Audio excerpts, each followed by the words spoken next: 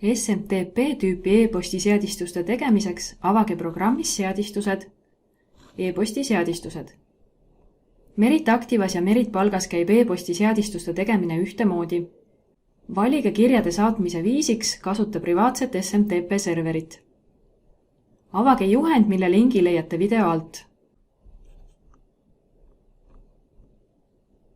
Juhendis on ära toodud Eestis enamlevinud e-posti teenuse pakkujate seadistused, mida Meriti programmides kasutada.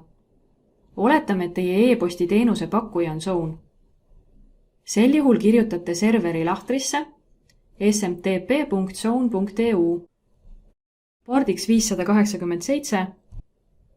Turvaprotokolli tüübiks jätate TLS nagu juhendis märgitud. Kasutaja nimeks pange see e-posti aadress, millega te tahate kirju välja saata. Salasõna lahtrisse kirjutate selle sama postkasti salasõna.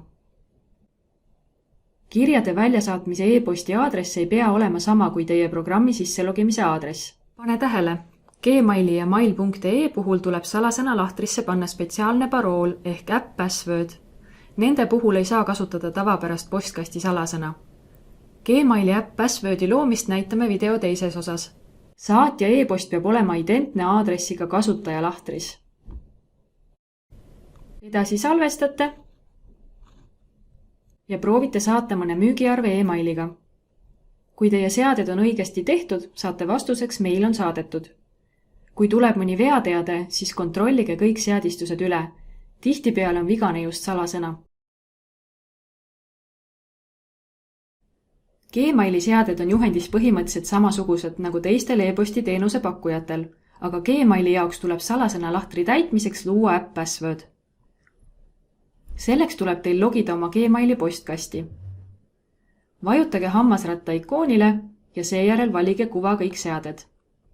Järgmiseks valige kontod ja importimine ja sealt alt omakorda Google'i konto seaded. Uues avanenud aknas vajutage vasakul turvalisuse sisselogimine.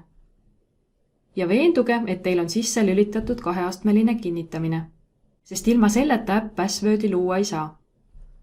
Kui see pole aktiveeritud, siis klõpsake 2-astmelise kinnitamise real, sisestage oma parool ja lülitage 2-astmeline kinnitamine sisse. Järgmiseks avage uuesti juhend ja otsige üles link app passwordi loomiseks.